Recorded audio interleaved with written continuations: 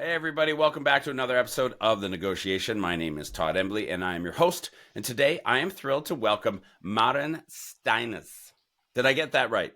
That was excellent, Todd. Thank you. Very nice to be here. Yeah, I'm getting better with those names. Thank you so much. She is the co-founder and CEO of Fjorda, a leading Norwegian supplements maker. She joins us today to share the story of Fjorda's successful launch in China and the lessons learned along the way. Maren, welcome to the Negotiation Podcast. Thank you. Thrilled to be here.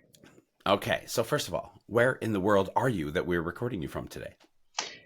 Now I'm sitting in Kristiansund. It's a small island, actually, a city on an island on the middle of the west coast of Norway. There's like 25,000 people living here. Okay, and it's we're recording raining this. outside. I always picture the Scandinavian countries to be raising at all times anyway in my mind. What We like is? to pretend otherwise. Yeah, I bet. It's the middle of June. What's the temperature there right now? 13 degrees. 13 degrees. Well, that's not bad. I mean, it's only 20 and sunny where I am. Just saying for everybody listening. No, I'm just kidding. Everybody should go to Norway. Don't come to Canada. Now, can you start by telling us the story behind Fjorda? What inspired the creation of a Norwegian supplements brand specifically for the Chinese market? I kind of want to set the scene with for the people who are not familiar with Norway, and tell them that Norway has a long tradition, a long history with using the ocean as a resource. And Norway it's a small country. We're like 5.5 million people living here, but we actually have the second longest coastline in the world, only beaten by Canada. Mm. And we've been using and making fish oil in Norway for over 1,000 years, going back to the Vikings. But of course, with today's technology, we have significantly improved the quality of the omega-3 ingredient. So now the potency and the purity of the product is astonishing in comparison. And before we started Fjorda back in 2022, my colleague and co-founder Beate, she's been working in the omega-3 ingredient industry in Norway for more than 12 years, making me look like a rookie with only 3 years before we started Fjorda. And loving the ingredient, we wanted to create a quality consumer product, a product that we could truly be proud of. And we knew really from the get-go, because we're a small country, that we wanted to go global. And we spent the better part of a year gaining market insight, finding the right partners, creating a launch strategy. And of course, China, aside from being a compelling market in size, the Chinese consumers are very information savvy, which is positive when we're relying on technical terms like triglyceride and EPA and DHA levels as unique selling points. And the Chinese consumers are familiar with these terms.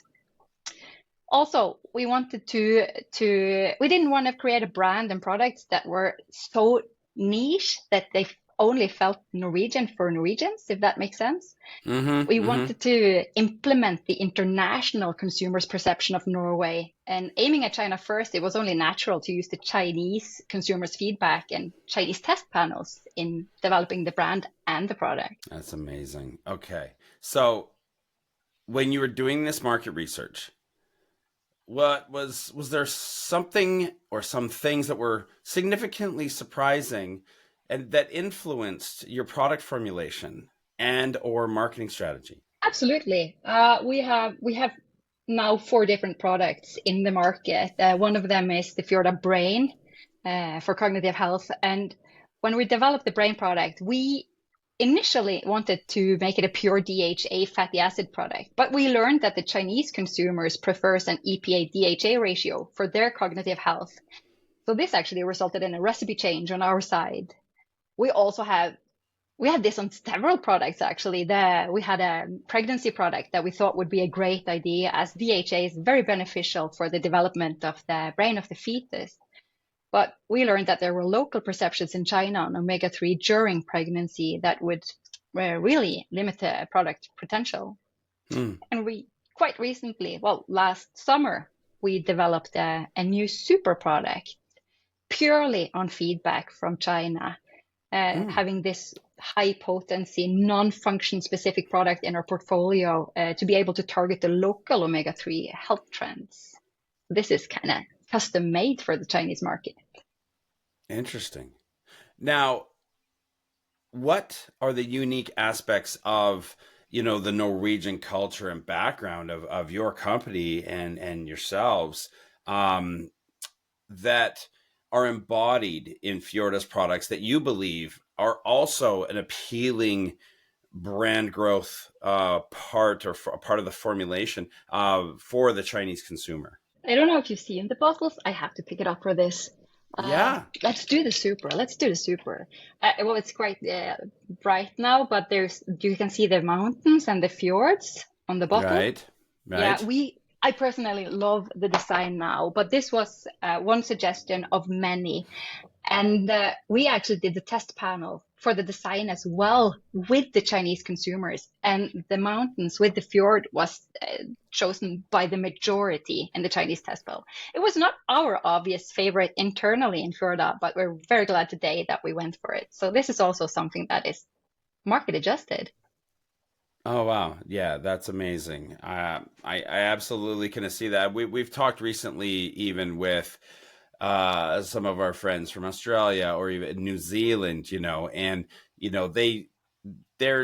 it's almost like you have to go into that culture and unearth, what do you really think about us? There's what we think about ourselves, and there's what we think other people think about ourselves, and then there's what people actually think about ourselves. And so we have to go find that third one to really kind of figure out how to use and leverage what they already think, and what is already that appeal or that emotion that arrives when you mention Norway.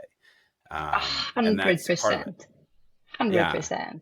And I think the biggest aha moments we had were when we did these, not the specific questions, but when we did these association questions. We presented them with things and we asked them what they associate with them.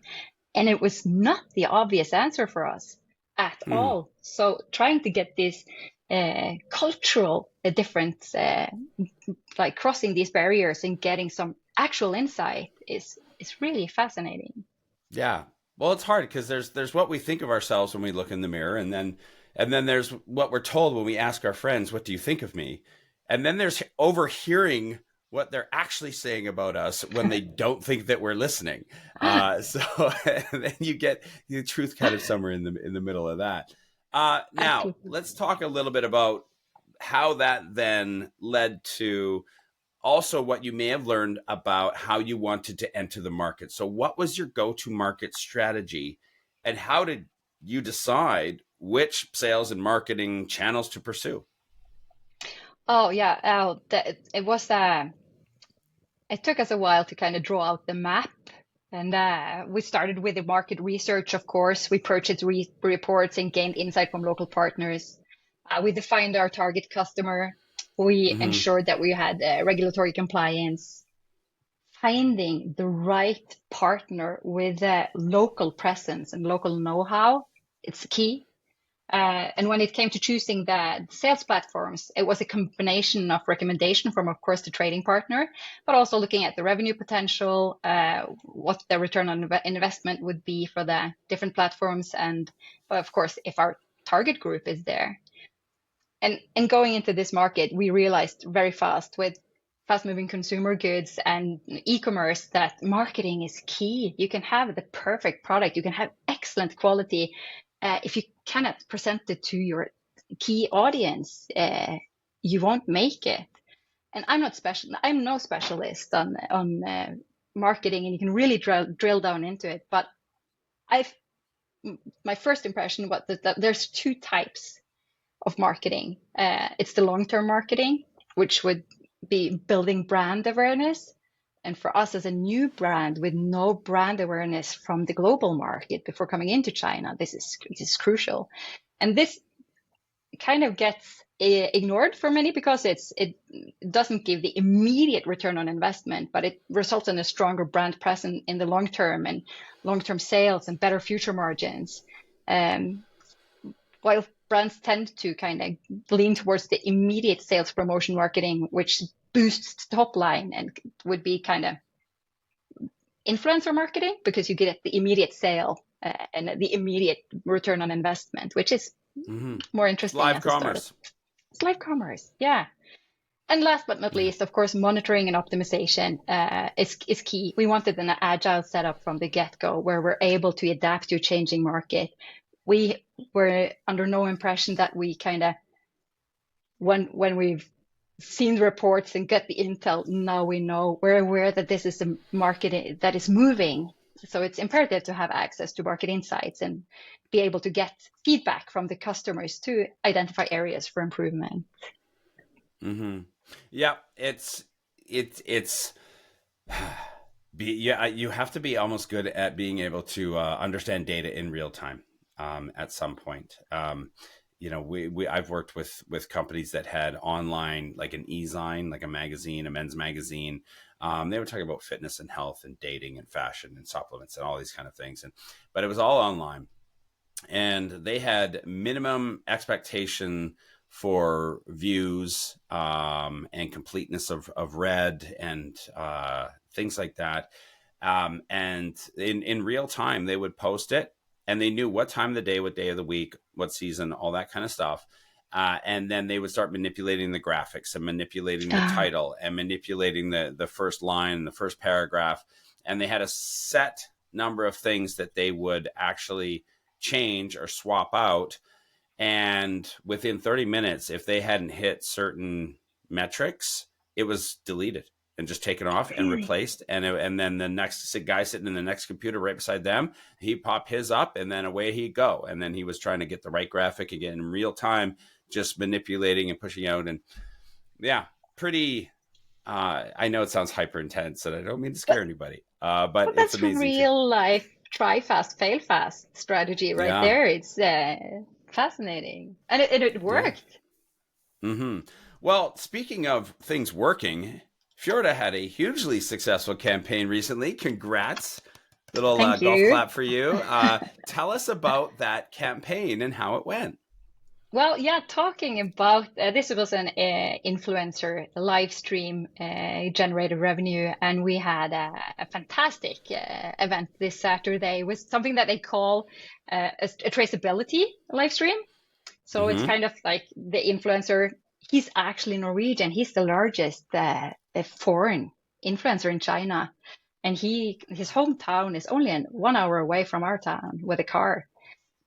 So he came to Kristiansund with his family. He did this live stream saying that he's in Kristiansund. This is where the oil comes from. And he 500% more than our last live stream campaign that was really successful. So it's incredible. So now we're hoping that we are able to recreate. This is, of course, it's challenging because like everything was aligned to make this happen. So yeah, the stars aligned on that one, and then the bar's been set so high now. How long was the stream? This was about 3.5 hours. So it's intense for that. 3.5 hours straight. Yeah, I mean, I think you'd need a nap and a snack in there. What can you share any metrics or data of, like, not just maybe pure volume or even like obviously not pure revenues, but maybe the percent jump or some sort of idea of, and what I want is to try and give the listeners an idea of the value of the live stream when you have the right influencer at the right time with the right kind of background and the right approach, just how much more effective it can be. Mm-hmm. We can say that it actually generated approximately 1/3 of our total revenue so far this year. There you go. Yeah, it's quite incredible. And he actually stopped when we were out of stock for this product. So who knew?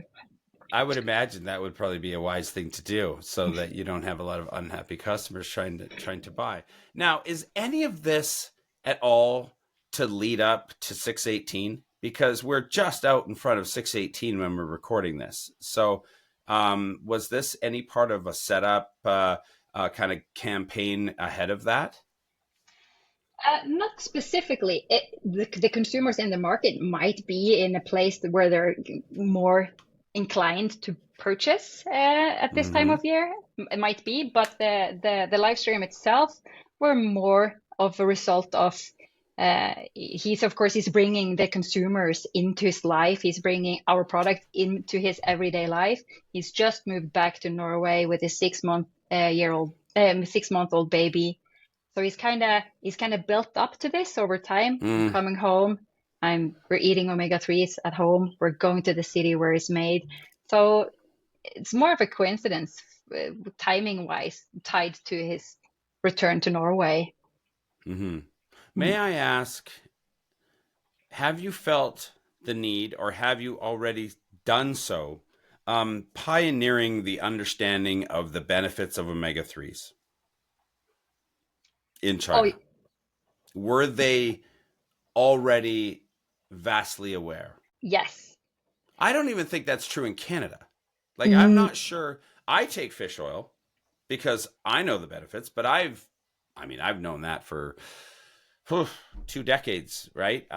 But that's because I happened to be dating a fitness model at the time who was a hardcore gym, and she just forced me to start taking them. Uh, she was super healthy, but I don't think everybody's fortunate enough to have that situation happen. So you're saying that they were there waiting for you as far as yeah, the knowledge. yeah. Hence the information savvy consumers, for sure. High concentrates omega 3 are much more trendy in China than in Norway, even. Um, Mm. the US market is more mature when it comes to high concentrations, but in China, it's there. And the consumers, like we said, they know these terms like EPA and DHA fatty acids. They know what they're looking for of the content to be able to compare the product to a much larger degree than us Norwegians as well. Yeah. Now, what about the 6 and the 9? The 6 and the 9. Oh, the omega The 6 omega. and the 9. Yeah, yeah, and this is the common perception. You would think that, like, well, 6 is higher than 3, and 9 is even higher than 6 again. It must be awesome. But that's uh, not the case, actually. So, too much of the other kinds is not too good for you. Sorry, I had to do that. That's great. Thank you for that.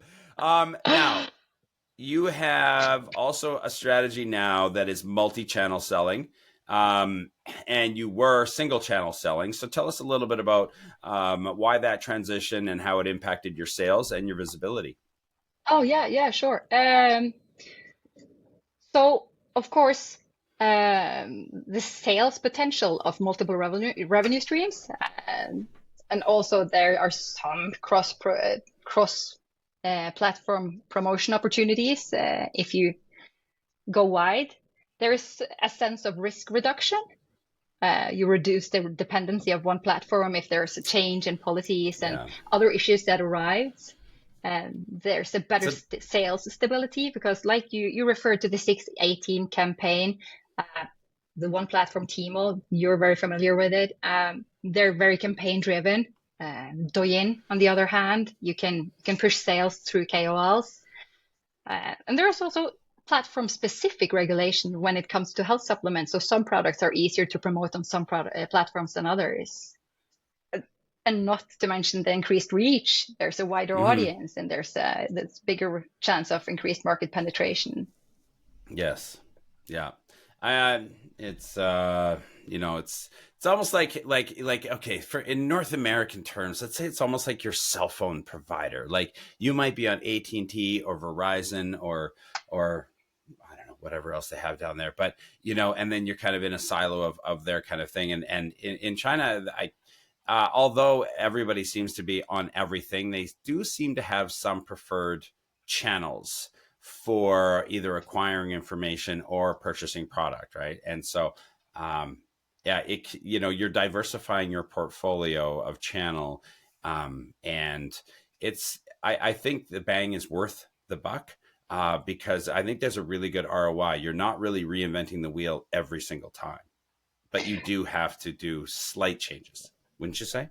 Yeah, for sure, for sure. And it's exactly like you said, there's this benefit of being on multiple channels. Like we had this huge sales now on Douyin, but we see that the sales on Douyin also increase traffic on Tmall because many of the consumers, they go back to Tmall and they kind of verify the products and make sure, because that's Tmall. They guarantee that authenticity for the consumers. So they kind of go by, verify, and they fulfill the purchase on Douyin. So absolutely. Yeah. But on the other hand, it is a walled garden environment. We've been saying that for decades. Even back in the old day when you might do search and discovery on Baidu, but you never got a link to go purchase on Alibaba somewhere, right? You had to go out of that environment and go back over independently because they didn't share with each other. So not only were they not wanting to share revenue, they didn't want to share data. So it's, keep that in mind. Now, broadly speaking, talk to us about the challenges. And feel free to be honest. We all need to know what they were, because everybody is going to have them when they go to China. But talk to us about the challenges you faced when you were introducing this new foreign brand into the competitive Chinese e-commerce landscape. Absolutely. There were quite a few actually, but as in any market, first of all, being a health supplement for human consumption, there's this regulatory compliance you need to ensure. This is a crowded space. Of course, there's competing against the well-established both domestic and international brands that already has a significant foothold in the market. There's this price sensitivity, which there are in all markets, but this is a market that's very campaign driven, and there's competing between the platforms.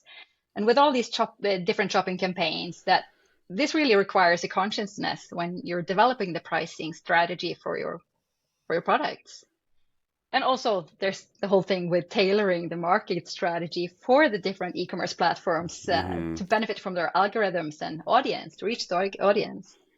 But after being in the market a while and looking back, it didn't seem so many. But of course, water under a bridge, most of it, and having a local competent partner makes the process a lot easier. It's going to be work.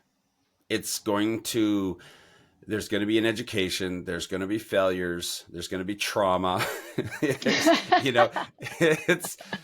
learning. It's not, you're building a company, you're developing a brand, you're going into a completely new foreign market. It's going to be bumpy. But it's worth it. Right. So you're agreeing with it. It's worth it. 100%, because all these things that we call failure now and the hard work, it's tremendous loads of knowledge being gained. It's a learning process, but it's very beneficial also. Yeah, 100%. Okay, so maybe I can ask for you to maybe pass along some advice at this point. I'd like to know what are some of those key lessons that you learned from the e-commerce experience in China that you think could also be copy pasted critically for other brands using them to enter into the market as well. It's easy. It's just one thing. Just find a trusted partner with local experience and local know-how that are familiar with the e-commerce universe and and not only the e-commerce universe, but with the category. That can really make this process a lot smoother, because you need different specialists. It's not like you can just employ one person in China and then you're covered. There's a whole field of tasks that need to be fulfilled. Yeah. And I don't want people to think that this whole podcast has been a setup to point to one of those amazing companies like WPIC, who kind of is the backer of this podcast, right? It really isn't about that. And I had no idea that that's where you wanted to go. But I appreciate that you're saying that. Is there anything else or anything more that you wanted to add to that? Well, it's not just a sales pitch for WPIC. They did not set me up for it. It's something that we needed to say because we're a Norwegian company. We do not have Chinese representation, and even going into this market, trying to find local Chinese partner was hard due to the cultural differences, just the differences in how you negotiate, how you do the contracts.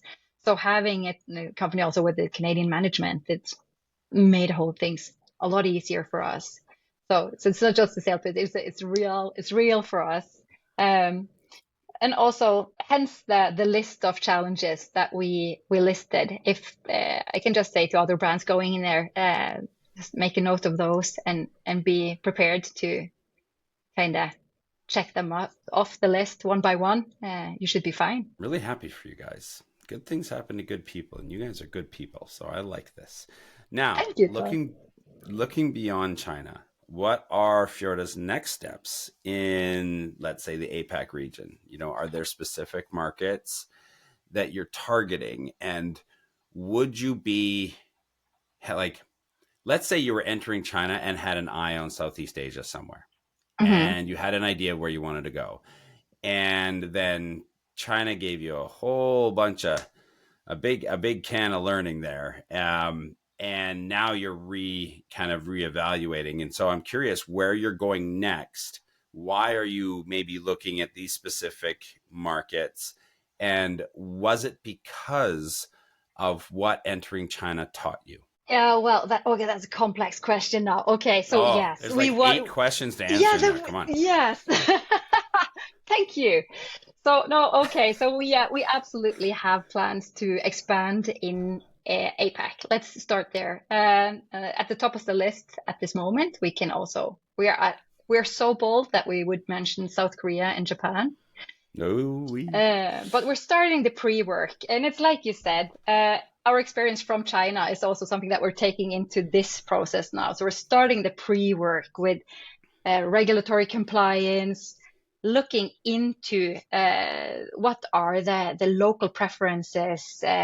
Is there identifying the consumer behavior just to make sure that we make the adaptations in our products and when we choose the platforms, and also how we're going to market in these markets, because it's like you say, it's not the same, and we're prepared for that. Well, which mentally prepared. Yeah, I always thought, for some wild reason, correct me if I'm wrong, omega-3 into China to me seems like the boldest of bold markets. Why? To go after. Because they're so fish oriented in their diet. And so I feel like their knowledge and potentially the competition should be so extreme there. Maybe because obviously I'm not wrong. I'm not right. But it just, to me, I don't know why. I mean, all the sushi, I don't know what to tell you. I feel like but they're taking too little omega-3. So there is a need amongst the population for omega-3, but it's like you say, it is a crowded space, but not too crowded on the high concentrates. So, and once you go high concentrate, you don't want to go back. You don't want to have like a big pill with some omega-3, and you want the whole pill to be filled with omega-3. You want to kind of just eat what you want, like what you need, and not so much of the other stuff. Right. All right. Well, but it's like you say, it's a big market. It was terrifying for sure. Yeah. Well, it looks like I'll be throwing my current bottle of omega-3s out because I know they're big and probably filled with not concentrate. Last question. How does Fjorda plan to adapt its products and strategies for those other APAC markets which have different consumer behaviors and preferences, and let's be honest, e-commerce platforms and such and such? Yeah, it's pretty much the same strategy we had in China with the whole pre-work phase and getting to know the target audience in this, because it might not be the same target audience as in China. And with our lean setup, we have the possibility to adapt our products and make small adjustments to kind of try to hit their pain points, the consumers' pain points, and find them where they are. And this is going to sound like a sales pitch again for WPIC, and it's not the intention, but come on. With the centralized warehousing and the possibility to redistribute from from this, it makes everything Mm-hmm. easier, and the representation. We don't need to That's get right. to, That's yeah, right. Yeah, I mean, you can get so predictive now once you're true with your intent and your marketing and your sales, and you know how things are likely to play. Your ability to predict accurately, not with precision, but at least accurately, where you're going to drive demand when, and then be able to be a few days ahead of that on the logistics side of things is so incredibly not just helpful, but the cost savings are amazing. So, um, that's a great addition to the profit margin.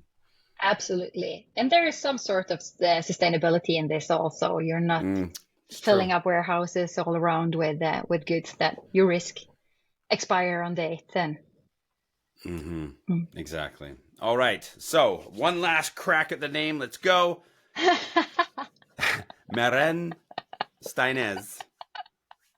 Okay, I'll how'd I take do? it. I'll take it. Dang it.